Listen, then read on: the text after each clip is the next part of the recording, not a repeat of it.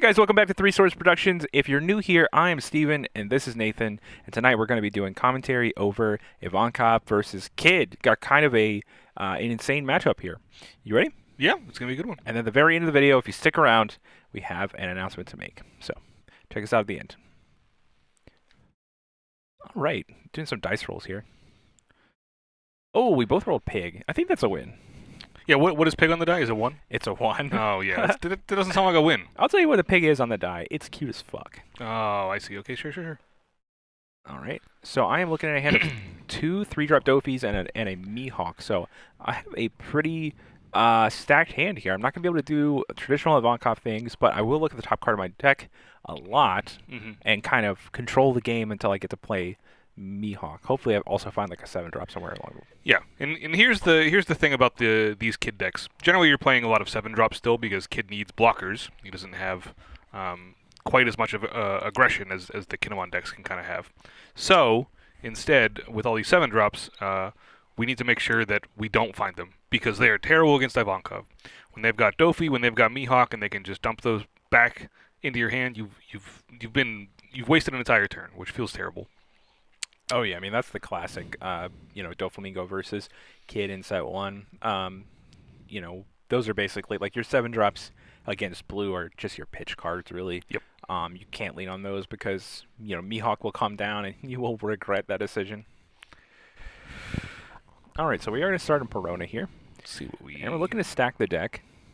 Seeing some 6-drop Dofi, new addition to blue after this set, very cool. And we're looking at 3-drop Doflamingo again, and that's copy number 3, yeah. Another Perona, and this would, not the strongest 5. Since you're Dofiing next turn, it would make sense to possibly put your best card on top and then use the Dofi to maybe put it on the bottom? Well, an option 2 is also just put those cards on the bottom. I do believe I was looking at Ivankov in that, which is the reason that I wanted to keep those 5.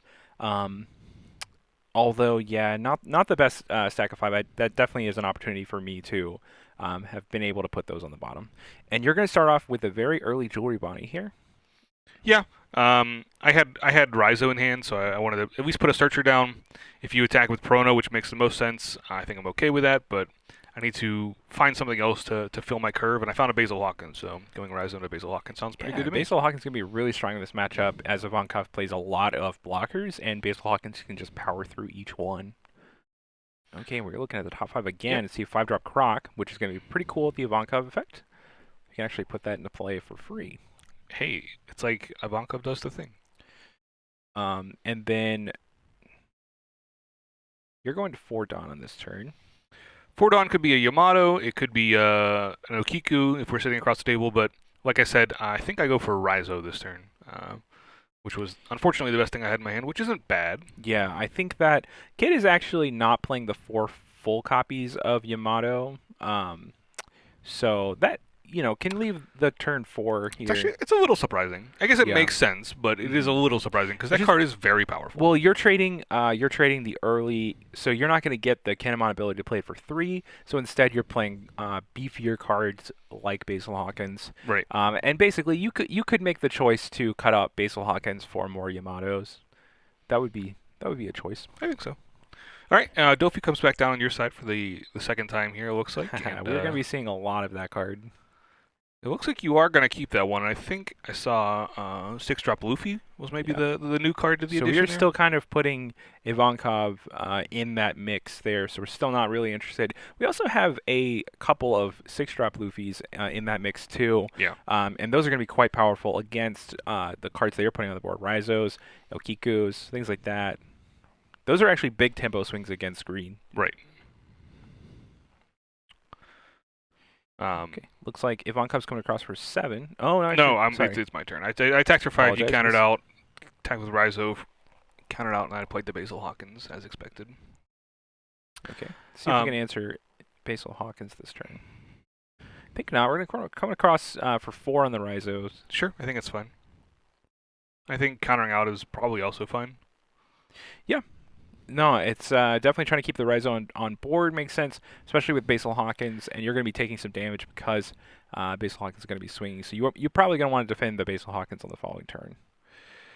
And you did fully protect the Ryzo, so you are going to still have that effect. I mean, it can draw you a card, and especially when cards like Basil Hawkins are on the table, it can be really hard for me to pay attention to cards like Ryzo. So Yeah, it was also I wanted to protect against something like a Luffy here. If you were to just Luffy me and I have nothing on board, then I feel very behind. well, on that note, Luffy actually hits 4 drops or less, so could not Luffy Basil Hawkins Not back Basil Hawkins, but you could for the Ryzo. for the Ryzo, yeah. Yeah.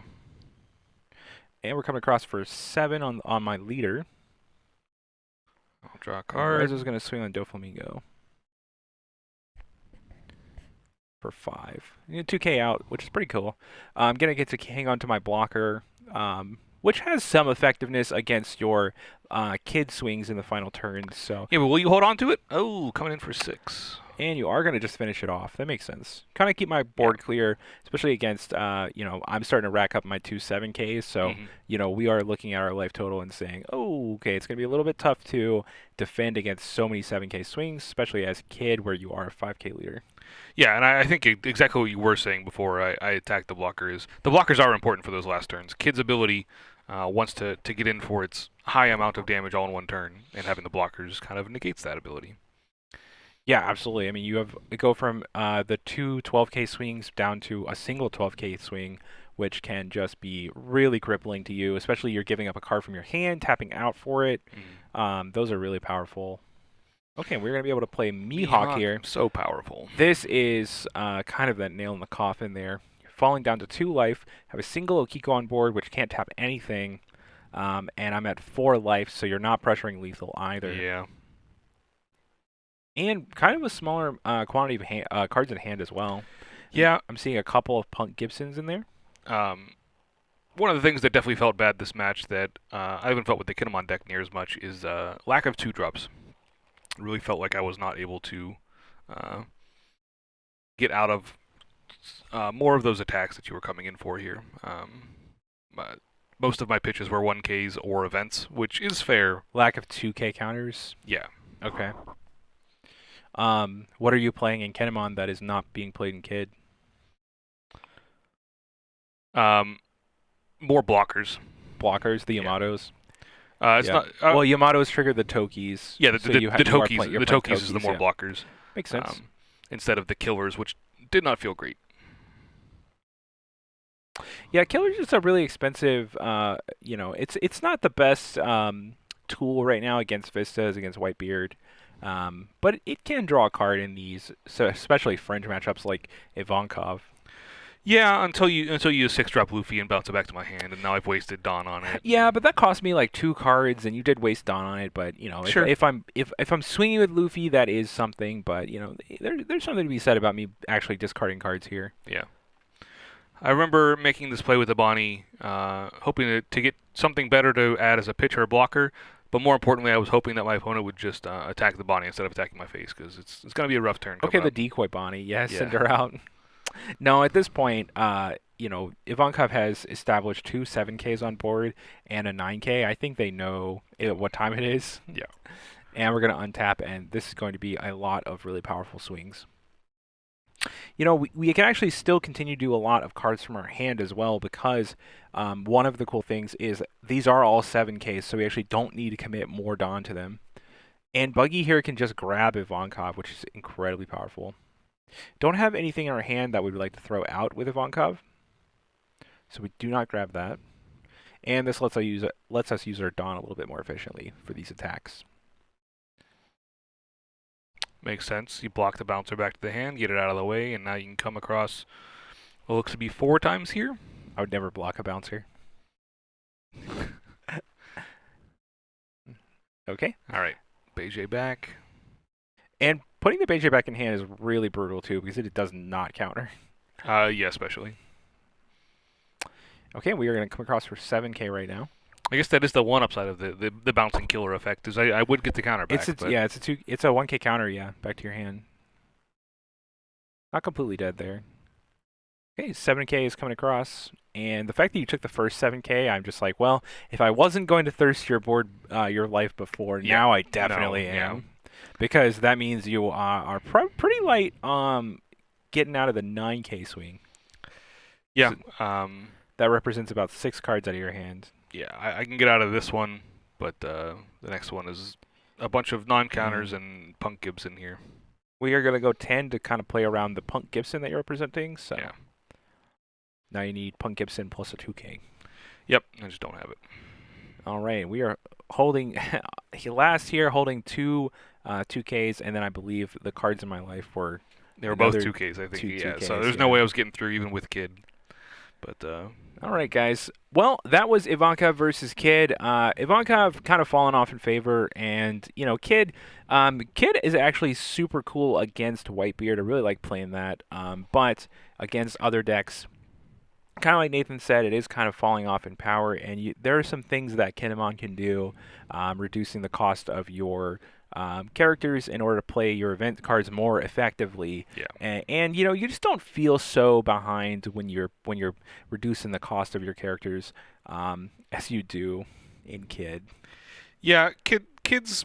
It just feels a bit wonky, especially with this current setup with all the Odins. I could see a world where you decide you want to go back to the old 8-drop Kid, and play the really defensive game, where you have a wall at least to protect behind. But at the same time, Set 2 brought a lot of really efficient characters to the game. Yeah, and that's the big problem with 8-drop Kid. It's hard to say that card is playable right now just because protecting it's really difficult. Your Yes. opponents are not having as hard a time as they were in Set 1. Set 1 had Otama Jet Pistol, but now we have so much more than that. Like, Oh yeah. Moby Dick can just get rid of that card. Like, the Boatbeard is having no issue at all with get rid of 8-drop. Ace is I a feel bit like of a house. Ivankov itself is not really having a problem with that. You can just attack into it enough times, you'll get I through. have a board full of 7Ks, so it doesn't take much to make those 8Ks in swing. Which traditionally the way that Blue broke the 8-drop anyways. Now I can do it so much easier. Right. I feel like even Kinemon isn't having a hard time versus 8-drop. They go Odin and then swing, and you kind of just have to Yeah, break. Odin would be very difficult. Yeah. And they can play that pretty efficiently too. So Yeah. yeah, 8-drop is definitely a choice, but you'd have to kind of think about what your deck list looks like. Definitely be maxing out on Yamatos. Definitely be maxing out on Kazuki Tokis, because I want to play as many blockers as I can Right. in front of my 8-drop Kid. Yeah, Yeah, I think so. all right, guys, that is it for that commentary. If you're still here and you like the video, hit subscribe and press like. That helps us all out. And Yeah. So Texas, May 13th. Yes, the 13th and the 14th. We are going to do commentary here on the channel for the offline regional in Arlington, Texas, hosted by Play TCG. Yep. Videos will be uploaded here after every round, hopefully. And Yeah. So if you are interested, hit subscribe and follow along, and we'll let you know when that goes live. Thanks, guys.